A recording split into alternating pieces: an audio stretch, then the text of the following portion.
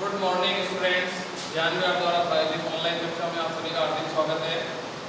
कल हम मूल मात्रक और पूरक मात्रक की सारणी के बारे में अध्ययन कर रहे थे और पूरक मात्रक की सारणी में हमारे पास दो राशियां थी। एक था कोण। अब कोण क्या होता है? देखो, कोण का फॉर्मूला आप जानते होंगे। कोण क्या होता है? चाप बटा, कोण होता है चाप बटा त्रिज्या। कोण क्या होता है? चाप बटा त्रिज्या। तो चाप और त्रिज्या का अनुपात किसके बराबर होता है? कोण के बराबर होता है। जैसे मान लेते हैं ये हमारे पास मध्य बिंदु को, मतलब कोई वर्गाकार पाथ है, कोई वर्गाकार सर्किल है, इसकी त्रिज्या कितनी है? r, और उसका चाप कितना है? मान लेते हैं dx। उसका चाप कितना है? dx। तो कोण कितना बनेगा? थीटा। आई बात समझ में? इसकी त्रिज्या कितनी है? r, त्रिज्या है r, और चाप कितना है? मान लेते हैं dx। तो कोण थीटा, तो थीटा बराबर क्या होगा? थीटा बराबर होगा dx अपॉन r। तो कोण हमारे पास होता है चाप बटा त्रिज्या, और थीटा का मात्रक, कोण का मात्रक क्या होगा? रेडियन।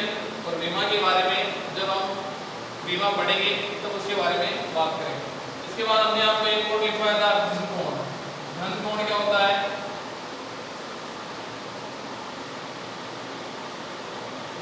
घन कोण,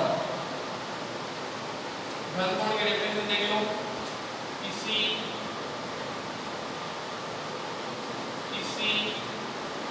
गोलीय पृष्ठ द्वारा, किसी गोलीय पृष्ठ द्वारा गोले के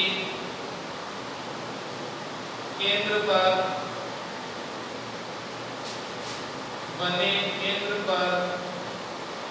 बने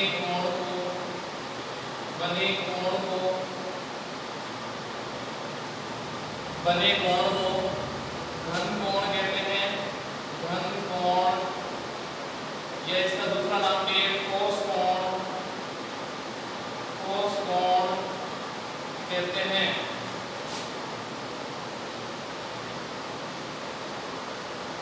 किसी गोलीय पृष्ठ द्वारा गोले के केंद्र पर बने कोण को घन कोण कहते हैं। जैसे आपने जोकर की टोपी देखी होगी, किस तरह से होती है? कोण होता है शंकु। शंकु इस तरह से होता है हमारे पास, या जोकर की टोपी इस तरह से होती है, ठीक है।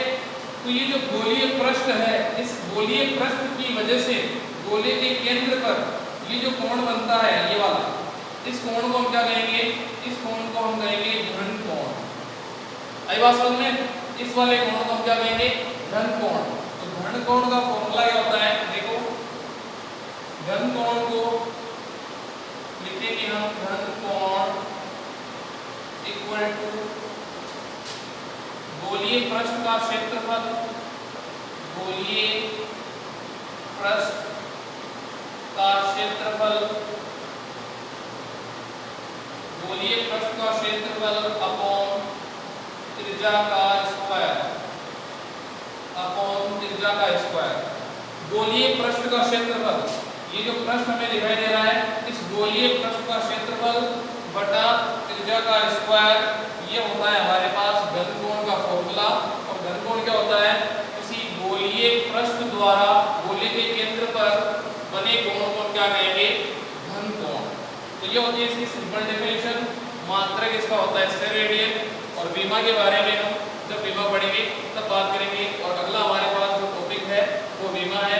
पहले विमा के बारे में पढ़ते हैं, फिर उसके बाद हमने कोण की, घन कोण की और भी बहुत सारी भौतिक राशियां हैं जिनकी हम विमा निकालेंगे। तो विमा क्या होती है? तो विमा की परिभाषा देखिए।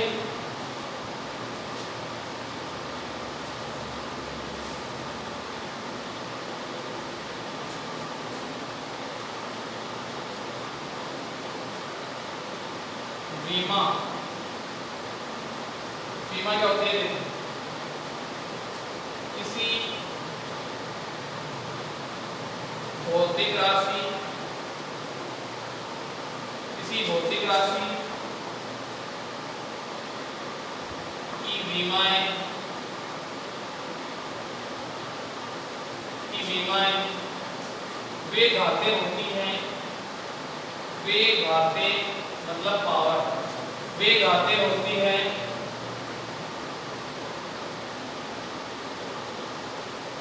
वे घातें होती हैं जो व्युत्पन्न मात्रक प्राप्त करने के लिए, जो व्युत्पन्न मात्रक प्राप्त करने के लिए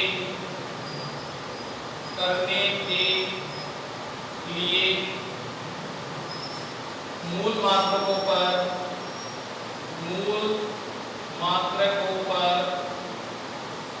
व्युत्पन्न मात्रक प्राप्त करने के लिए मूल मात्रकों पर चढ़ाई जाती है,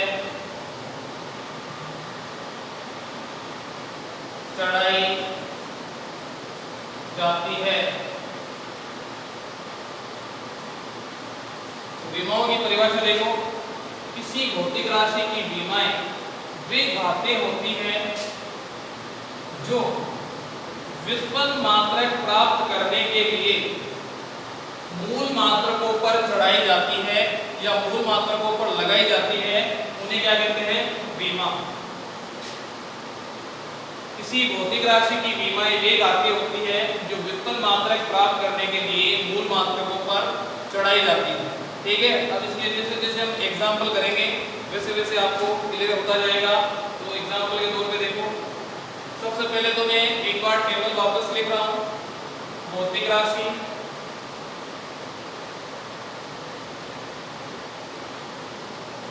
मात्रक विमा विमीय प्रति, तो हमारे पास भौतिक राशि पहले थी द्रव्यमान, मात्रकता kg, विमा की m, लंबाई, मात्रक था मीटर और विमा की L, कैपिटल L, समय, सेकेंड, और हमारे पास विमा की T। तो भौतिक राशियां जो मूल राशियां हैं वो 7 होती है, लेकिन हम पहले MLT के बारे में बात करेंगे। अगर आप इन तीनों की विमा याद रख लेते हो तो इन तीनों से बहुत सारी विमाएं आप निकाल सकते हो।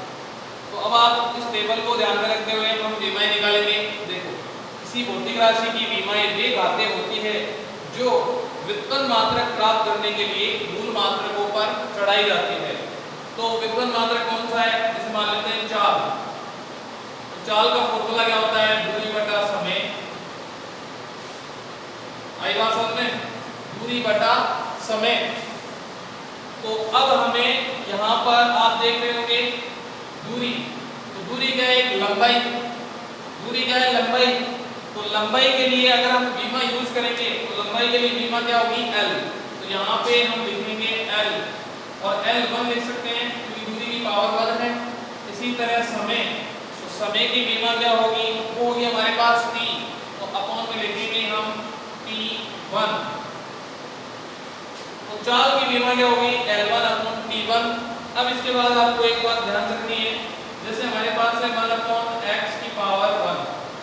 अगर इसको मैं हर से अंश में लेते जाऊंगा तो पावर तो वही रहेगी, x की पावर वही रहेगी, लेकिन इसका साइन चेंज हो जाएगा। अगर ये प्लस है यहाँ पर तो अंश से हर से अंश में जाएगी तो माइनस में हो जाएगी, मतलब साइन बदल जाएगा। इसी तरह से x की पावर -1 है, इसको मैं हर में ले जाऊंगा अंश से तो पावर तो वही रहेगी लेकिन प्लस हो जाएगी। आई बात समझ में? तो इसी तरह से चाल की जो फाइनल विमा होगी वो होगी L1 T-1। तो चाल की विमा क्या हुई हमारे पास? चाल की विमा होगी L1 T-1, या इसको आप इसमें लिख सकते हो M0 L1 T-1, क्योंकि M0 x की पावर 0 क्या होता है? 1, तो m की पावर 0 हो जाएगा 1, तो फाइनल आंसर क्या आया? L1 T-1। तो अब आप परिभाषा पढ़ो। किसी भौतिक राशि की विमाएं वे घातें होती है जो व्युत्पन्न मात्रक प्राप्त करने के लिए व्युत्पन्न मात्रक प्राप्त करने के लिए मूल मात्रकों पर चढ़ाई जाती है। लंबाई मूल मात्रक है, समय मूल मात्रक है, मतलब लंबाई मूल राशि है और समय मूल राशि है, और ये मूल राशि के मात्रक मूल मात्रक कहलाते हैं। आई बात समझ में? तो चाल की विमा क्या होगी? L1 t - 1। इसी तरह से वेग हमारे पास होता है विस्थापन बटा समय। तो दूरी होती है अधिकतम लंबाई और विस्थापन होता है न्यूनतम लंबाई। अब लंबाई चाहे थोड़ी सी हो, छोटी सी हो या बहुत बड़ी हो, लंबाई की विमा L होगी। लंबाई चाहे छोटी हो या बड़ी हो, लंबाई का मात्रक मीटर होगा। आई बात समझ में? तो लंबाई की विमा क्या होगी? L1, चाहे लंबाई कम हो या लंबाई ज्यादा हो। तो विस्थापन न्यूनतम लंबाई है तो विमा क्या होगी इसकी? L1, और समय की विमा T1, तो पहला क्या हुआ? L1 t - 1। तो वेग की विमा हम क्या लिख सकते हैं? वेग की विमा हम लिख सकते हैं m0 L1 t - 1। बात समझ में आ गई होगी यहाँ तक। इसके बाद हम बात करते हैं त्वरण की। त्वरण की विमा हम कैसे निकालेंगे? त्वरण का फॉर्मूला होता है वेग बटा समय। तो वेग बटा समय हम कैसे निकालेंगे? तो वेग की विमा क्या है? वेग की विमा हम लिखेंगे m0 L1 t - 1 अपॉन समय की विमा लिखेंगे T1। ध्यान से देखना, वेग की विमा मैंने यहाँ से लिखी m0 L1 t - 1 और समय की विमा T1। अब ध्यान से देखो, ये T1 ऊपर जाएगा तो माइनस हो जाएगा, तो m0 L1 t - 1 ये तो पहले से मौजूद है ऊपर। नीचे वाला जो t है वो ऊपर जाएगा तो क्या हो जाएगा? t - 1। तो t - 1। अब आप जानते होंगे x की पावर 2, x की पावर 3, तो आधार समान हो तो घातें जुड़ जाती है। तो x 2 + 3 कितने रहेंगे? x 5। आई बात समझ में? लेकिन यहाँ पर क्या है?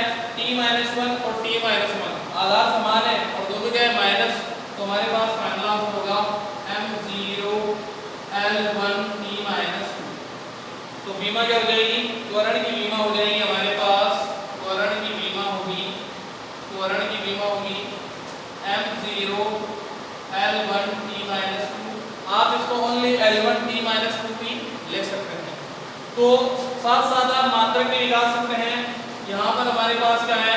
यहाँ पर दूरी और समय है, तो इसका मात्रक लिख देंगे मीटर पर सेकेंड। इसका भी मात्रक मीटर पर सेकेंड। इसका मात्रक लिखेंगे, देखो मीटर, लंबाई के लिए लेंगे मीटर और समय के लिए लेंगे सेकेंड, और सेकेंड की पावर -2 ले लो, या मीटर बटा सेकेंड स्क्वायर। तो इस तरह से आप विमाएं निकाल सकते हैं। और भी आगे बहुत सारी विमाएं हैं, वो आप विमाएं निकाल सकते हैं। तो अब आप परिभाषा देखो, किसी भौतिक राशि की विमाएं वे घातें, ये जो पावर आपको दिखाई दे रही है ना, L की पावर 1, T की पावर -2, इन घातों को विमाएं कहते हैं।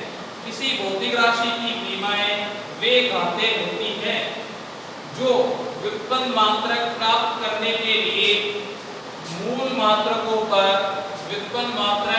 इनके जो व्युत्पन्न मात्रक है, व्युत्पन्न मात्रक प्राप्त करने के लिए मूल मात्रकों पर चढ़ाई जाती है। यहाँ पे देखो मीटर की पावर कितनी है? 1 और सेकंड की पावर कितनी है? -2। किसी भौतिक राशि की विमाएं वे घातें होती हैं जो व्युत्पन्न मात्रक प्राप्त करने के लिए मूल मात्रकों पर चढ़ाई जाती है।